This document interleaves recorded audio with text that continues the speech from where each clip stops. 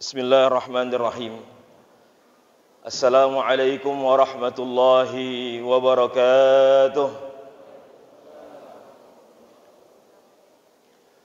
Alhamdulillah. Alhamdulillahilladzi ja'ala syahra Ramadan syahra siyam wal qiyam wal Qur'an. Walhamdulillahilladzi arsala rasulahu bil huda wa dinil haqq liyudhhirahu 'ala ad-din kullihi wa kafa billahi shahida. Asyhadu an la ilaha illallah wa asyhadu anna Muhammadan 'abduhu wa rasuluhu wa safiyyu min khalqihi wa habibuh. Allahumma shalli 'ala sayyidina Muhammad wa man 'ala tabi'ahum bi ihsanin ila yaumil ma'ad. Subhanaka la ilma lana illa ma 'allamtana innaka antal alimul hakim. Allahumma anfa'na bima 'allamtana wa 'allimna ma yanfa'una warzuqna 'uluman tanfa'una fid dunya wal akhirah. Amin amin ya rabbal alamin. Ma'asyiral muslimin wal muslimat, jamaah salat Isya, salat tarawih, insyaallah salat witir Masjid Jami Kuba yang senantiasa dirahmati dicintai oleh Allah Subhanahu wa taala. Wabil khusus imam kita, kemudian segenap pengurus DKM Masjid, Bapak Ibu semua, para jamaah, adik-adik, mudah-mudahan kita senantiasa mendapatkan keberkahan dari Allah Subhanahu wa taala. Di bulan yang penuh dengan keberkahan ini, mudah-mudahan Allah senantiasa tuntun kita, Allah bimbing kita menuju ridhonya, menuju rahmatnya, menuju magfirahnya, dalam senantiasa ikhlas ibadah karena Allah Subhanahu wa taala. Senantiasa kita bersyukur kepada Allah dengan mengucapkan alhamdulillah. Lisan kita, hati kita, seluruh anggota tubuh kita senantiasa bersyukur, ikhlaskan Allah Subhanahu wa taala dengan beribadah dengan sebaik-baiknya. Dan senantiasa kita bersalawat kepada Nabi kita, Nabi Muhammad sallallahu alaihi wasallam. Ma'asyiral muslimin wal muslimat, azakumullahu taala. Bagaimana Rasulullah sallallahu alaihi wasallam ketika beliau berhijrah bersama para sahabatnya dari kota Mekah ke kota Yasrib atau kota Madinah, ketika itu Rasulullah di Madinah bertemu dengan orang-orang Yahudi, orang-orang Nasrani, dan Rasulullah dan para sahabatnya diolok-olok, diremehkan oleh orang Yahudi. Karena kita umat Islam, Rasulullah dan para sahabatnya nggak punya kiblat, nggak punya arah untuk ibadah, karena arah ibadah kita ketika itu masih ngikutin kiblatnya orang Yahudi, Baitul Maqdis, Masjidil Aqsa. Bahkan Rasulullah dan para sahabatnya diajak supaya mereka bisa ibadah bareng orang Yahudi, ikut ritual ibadahnya orang Yahudi. Rasulullah dan para sahabatnya diejek. Akan tetapi bagaimana kita melihat kebesaran Allah Rabbul Izzah, pembelaan dari Allah Jalla wa'ala untuk Nabi kita dan para sahabatnya, dan khususnya umat Nabi Muhammad sallallahu alaihi wasallam. Langsung Allah perintahkan Nabi kita dan para sahabatnya untuk merubah kiblatnya menuju Masjidil Haram. Allah abadikan di surah Al-Baqarah ayat 144, qad nara taqalluba wajhika fis sama'i falanwalliyannaka qiblatan tardaha fawalli wajhaka syatral Masjidil Haram. Karena kecintaan Allah kepada Nabi kita dan kecintaan Allah kepada umat Nabi Muhammad sallallahu alaihi wasallam, Allah langsung bela kita punya Nabi. Allah langsung bela kita sebagai umat Nabi Muhammad sallallahu alaihi wasallam. Bahkan bukan itu aja, Allah berikan syariat yang begitu mulia, yaitu perintah salat. Yang 5 waktu tapi pahalanya bisa sampai 50 waktu. Yang tadinya kita diperintahkan 50 waktu oleh Allah Jalla wa'ala, ketika peristiwa Isra Mi'raj Nabi kita Nabi Muhammad sallallahu alaihi wasallam. Karena apa? Karena sejatinya kita umat manusia adalah diciptakan buat ibadah. Makanya Allah langsung suruh 50 waktu. Karena memang kita diperintahkan buat ibadah. Kira-kira Bapak Ibu semua kalau 50 waktu gimana Pak? Sehari semalam 50 waktu. Bisa jalan-jalan enggak? Ya gimana ya? Ini subhanallah. Ya, tapi karena Nabi kita cinta kepada umatnya, tahu bagaimana keadaan umatnya, Nabi kita minta keringanan, dikasih 5 waktu dengan pahala 50 waktu. Bahkan lihat bagaimana, bukan itu saja Nabi kita Nabi Muhammad SAW diolok-olok oleh orang Yahudi ketika itu. Nabi Muhammad dan para sahabatnya juga diremehkan karena kita nggak punya syariat, nggak punya amalan khusus yang Allah turunkan buat umat Islam, umatnya Nabi Muhammad SAW. Karena kita juga diperintahkan puasa, sementara orang Yahudi juga sudah berpuasa ketika itu. Orang Yahudi sudah lebih dulu berpuasa daripada kita. Makanya firman Allah Al-Baqarah 183, ya ayyuhalladzina amanu kutiba alaikumusiyam kama kutiba alal ladzina min qablikum. Seperti umat-umat yang terdahulu. Makanya hari rayanya orang Yahudi itu mereka berpuasa. Ketika mereka merayakan, memperingati diselamatkannya Nabi Musa alaihi salatu wassalam dari kejaran Fir'aun, mereka berpuasa. Hari raya mereka. Orang Nasrani, Idul Milad, hari kelahiran Tuhan mereka. Aid. Jadi Aid itu adalah hari raya. Aidun. Makanya hari raya kita adalah Idul Fitr. Idul Fitr. Aid itu adalah hari raya. Fitr itu adalah kita makan, kita berbuka. Makanya maaf punten, ya, kalau kita mengartikan Idul Fitri kembali kepada fitrah itu kurang pas. Karena kembali dalam bahasa Arab kalimatnya adalah audun, bukan aid. Audun, kembali. Dan fitr adalah tadi makan kita. Makanya kalau kita berbuka bahasa Arabnya adalah iftar. Kalau makan pagi bahasa Arabnya adalah fatur. Ya, karena hari raya kita adalah hari raya makan. Kalau Idul Fitri, Idul Adha, boleh nggak kita puasa, Pak? Boleh nggak, Pak, kita puasa? Nggak boleh, haram hukumnya. Karena hari raya kita adalah hari raya makan. Bahkan sunnahnya sebelum kita sholat Idul Fitri kita sudah makan. Kalau Ramadan sebelum subuh kita makan, kalau mau Idul Fitri sebelum sholat, selepas sholat subuh, sebelum kita sholat Idul Fitri kita makan. Nah, ini bedanya. Makanya hari raya kita hari raya makan, sementara hari raya orang Yahudi mereka berpuasa. Makanya mereka meremehkan kita punya Nabi, meremehkan umat Nabi Muhammad SAW, nggak punya syariat. Tapi lihat bagaimana pembelaan Allah Subhanahu wa taala untuk Nabi kita Nabi Muhammad sallallahu alaihi wasallam. Untuk kita umat Nabi Muhammad sallallahu alaihi wasallam. Allah berikan puasa Ramadan yang tidak pernah dimiliki oleh umat-umat terdahulu. Yang keberkahannya, pahalanya sangat luar biasa. Di siang harinya Allah berikan maghfirahnya, Allah berikan pengampunannya. Malam harinya juga hadis yang setiap hari kita dengarkan, bahkan mungkin kita sudah hafal. Mudah-mudahan pengamalannya sudah maksimal. Man shoma ramadhana imanan wa ihtisaban ghufira lahu ma taqaddama min dzambi. Itu siang harinya. Malam harinya man qama ramadhana imanan wa ihtisaban ghufira lahu ma taqaddama min dzambi. Siapa yang puasa, siapa yang menjalankan, menghidupkan malam Ramadan dengan iman dan mengharapkan pahala, maka seluruh dosa kita yang telah lalu diampuni oleh Allah Jalla wa'ala. Makanya subhanallah, para ulama hadis menjelaskan min di situ, min zambi, min di situ artinya adalah lil istighraq, untuk seluruh. Karena ada min itu artinya litaba'id, sebagian. Seperti dalam surah Al-Baqarah ayat 200 atau 201. Wa minan nasi may yaqulu rabbana atina fid dunya wa ma lahu fil akhirati min khalaq.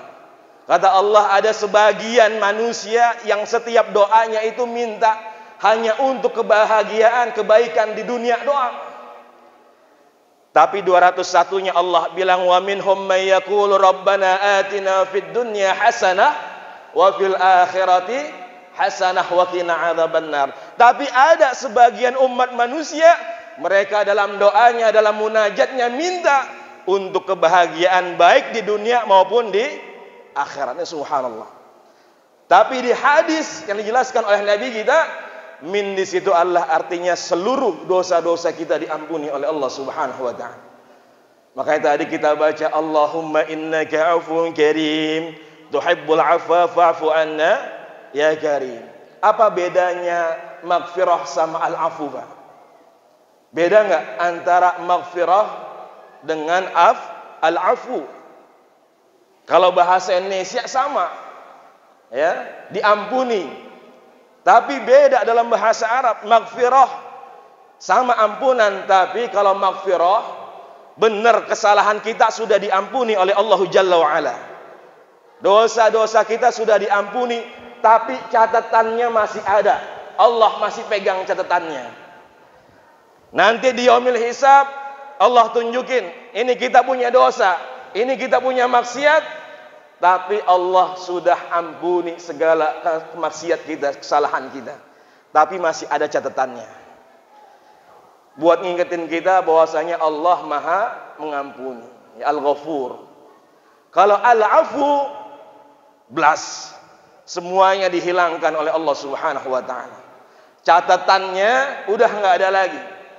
Seperti Bapak Ibu kalau nulis di pinggir pantai di pasir tersapu sama ombak, kira-kira masih ada nggak, Pak? Nggak ada. Udah bersih semuanya. Ini subhanallah. Ya, itu baru diampuni dosa kita, belum ditambahkan, dilipat gandakan segala amal kebaikan kita. Ya, dilipat gandakan kullu amal ibn Adam yudha'iful hasanah bi'ashri amsalha ila 700 da'fin. Dilipat gandakan sampai 10 kali lipat, bahkan sampai 700 kali lipat kita punya ibadah di bulan Ramadan. Subhanallah. Kalau misalkan Bapak Ibu semua para jamaah, ya, sebelum Ramadan misalkan Masjid Quba, siapa saja jamaah yang sholat di Masjid Quba itu dapat, misalkan dapat duit, ya, misalkan 500.000. Kira-kira ini masjid rame atau sepi, Pak? Rame atau sepi? Setiap sholat 5 waktu dikasih duit 500.000. Tambah Ramadan, masuk Ramadan, siapa yang bisa 5 waktu dikasih tambahin 500.000 lagi. Ini subhanallah. Kayaknya kita tinggal iktikaf aja di masjid. Ya, yang biasa ngojek nggak usah ngojek, iktikaf aja.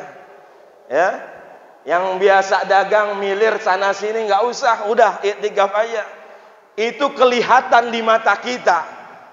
Itu untuk urusan dunia, kelihatan balasannya. Tapi kenapa kalau untuk yang tidak terlihat padahal sudah keluar dari lisan Nabi kita Nabi Muhammad sallallahu alaihi wasallam, yang sudah dijelaskan oleh Allah dalam Al-Qur'an keutamaannya, pahalanya yang luar biasa, sayangnya nggak terlihat dengan mata kita. Tapi terkadang kita santai-santai saja. Kita nggak mau memperbaiki diri kita. Kita nggak mau beribadah yang luar biasa, yang istimewa di bulan Ramadan. Coba bayangkan, sudahkah sholat kita antara satu sholat dengan sholat yang lainnya bisa merubah diri kita? Padahal sholat itu adalah Allah perintahkan wa aqimis sholata li zikri. Dirikan sholat untuk mengingatku, bukan hanya saja ketika kita sholat, tapi setelah kita sholat. Antara satu dan sholat yang lainnya, bagaimana ini bisa menjaga diri kita. Inna sholata tanha 'anil fahsya'i wal munkar. Antara satu Jumat dengan Jumat yang lainnya bagaimana? Apakah setiap minggu, setiap Jumat kita hanya sebagai rutinitas biasa saja? Bahkan kita suka telat. Ketika udah di masjid kita malah tidur. Selepas sholat Jumat udah belas, nggak ada apa-apa, nggak ada yang membekas dalam diri kita, nggak ada yang bisa merubah arah kehidupan kita. Padahal kita nggak pernah tahu Bapak Ibu semua. Mungkin itu adalah sholat Jumat terakhir kita. Mungkin ini adalah sholat tarawih kita. Mungkin ini adalah Ramadan terakhir kita. Mungkin ini adalah i'tikaf ta'lim terakhir kita. Na'udzubillah wa li'a'udzubillah. Ketika kita masih santai-santai saja, bagaimana Allah mau menurunkan rahmatnya buat kita? Kalau kita nggak mau merubah diri kita, bagaimana kita bisa berkumpul dengan Nabi kita Nabi Muhammad SAW di surganya Allahu Jalla wa'ala? Apakah kita nggak malu ketika kita sholat, kita masih berlumur dosa? Bahkan mungkin di HP kita itu banyak gambar-gambar, video-video yang nggak jelas, percakapan-percakapan yang nggak jelas. Apakah kita nggak malu ketika kita sholat lagi, kita menghadap Allah, kita masih berlumur dengan dosa, masih durhaka sama kedua orang tua? Kita masih membantah sama orang tua. Apakah kita nggak malu ketika kita sholat lagi, kita masih punya salah, punya dosa sama anak istri, masih durhaka kepada mereka? Istri masih durhaka kepada suami. Apakah kita nggak malu ketika kita sholat lagi menghadap Allah, kita masih ngambil harta saudara kita, kita ambil hartanya, kita rampas, kita ambil warisannya, kita ambil hartanya, bahkan kita zolimi, na'udzubillah wa li'a'udzubillah. Kita masih menggibah, memfitnah. Begitu banyak dosa-dosa kita di hadapan Allah Subhanahu wa ta'ala. Tapi terkadang ibadah kita masih santai-santai saja. Kita nggak mau memperbaiki diri kita. Na'udzubillah wa li'a'udzubillah. Mudah-mudahan dengan tarbiyah Ramadan tahun ini, mudah-mudahan bisa menjadi segala aktivitas amal ibadah kita ini bisa membekas dalam diri kita. Mudah-mudahan setiap sholat kita bukan hanya saja menggugurkan kewajiban, tapi sholat kita adalah kebutuhan buat kita. Puasa kita adalah kebutuhan buat kita. Ramadan kita adalah kebutuhan buat kita. Sehingga bisa merubah diri kita.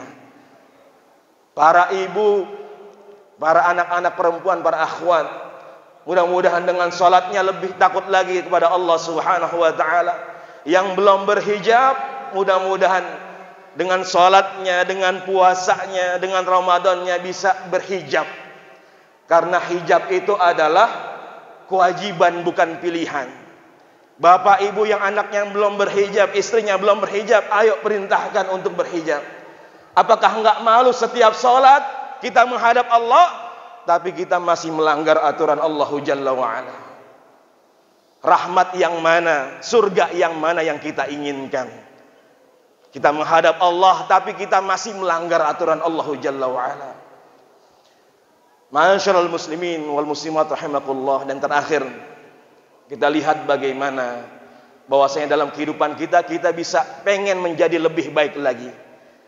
Setiap pekerjaan kita, Bapak Ibu semua pengen punya pekerjaan yang lebih enak lagi, jabatan yang lebih enak lagi, pangkat yang lebih tinggi lagi. Itu untuk urusan dunia. Tapi untuk urusan akhirat, pernah nggak kita berpikir, bisa nggak diri kita lebih baik lagi? Kalau urusan dunia, pengennya pangkatnya lebih tinggi, jabatannya lebih tinggi, gajinya lebih tinggi. Tapi urusan akhirat terkadang kita nggak pernah tuh terbesit untuk menjadikan diri kita lebih baik lagi si Allah Subhanahu wa ta'ala. Mudah-mudahan kita senantiasa beristighfar, mohon ampun kepada Allah Subhanahu wa ta'ala. Nabi Adam alaihissalam, kesalahannya apa Pak? Sampai dikeluarkan dari surganya Allah Subhanahu wa ta'ala. Salahnya apa Pak? Salahnya apa Bu? Nabi Adam, wala taqraba hadhihi syajarah fatakuna minal zalimin. Jangan makan dari pohon itu, jangan deketin pohon itu, nanti kamu jadi orang-orang yang zalim. Ya, walaupun manusia diciptakan untuk di dunia, tapi memang Allah memberikan berbagai macam hikmah dari peristiwa tersebut. Nabi Adam hanya satu kesalahan, beristighfar, minta kepada Allah, Rabbana zalamna anfusana fa illam taghfir lana wa tarhamna lanakunanna minal khasirin. Kita berapa banyak Pak dosa-dosa kita? Nabi Adam hanya satu kesalahan dikeluarkan dari surganya Allah Jalla wa'ala. Berapa banyak dosa-dosa kita? Coba nanti di list dosa-dosa kita. Dosa sama orang tua, anak, istri, suami, tetangga, saudara, sahabat. Na'udzubillah wa na'udzubillah. Tapi kita masih mengharapkan surganya Allah. Kita masih mengharapkan maghfirahnya Allah. Kita masih mengharapkan bertemu dengan Nabi kita Nabi Muhammad sallallahu alaihi wasallam. Mudah-mudahan senantiasa Ramadan ini adalah Ramadan yang terbaik buat kita. Mudah-mudahan Allah panjangkan umur kita dalam taat ibadah ikhlas karena Allah Subhanahu wa taala. Terus dalam taat ikhlas memperbaiki diri kita senantiasa lebih baik lagi Allah Subhanahu wa taala. Mungkin ini saja yang bisa saya sampaikan yang benar dari Allah Subhanahu wa taala. Jika ada khilaf salah mohon dimaafkan. Billahi taufiq wal hidayah wal inayah maghfirah. Wassalamualaikum warahmatullahi wabarakatuh.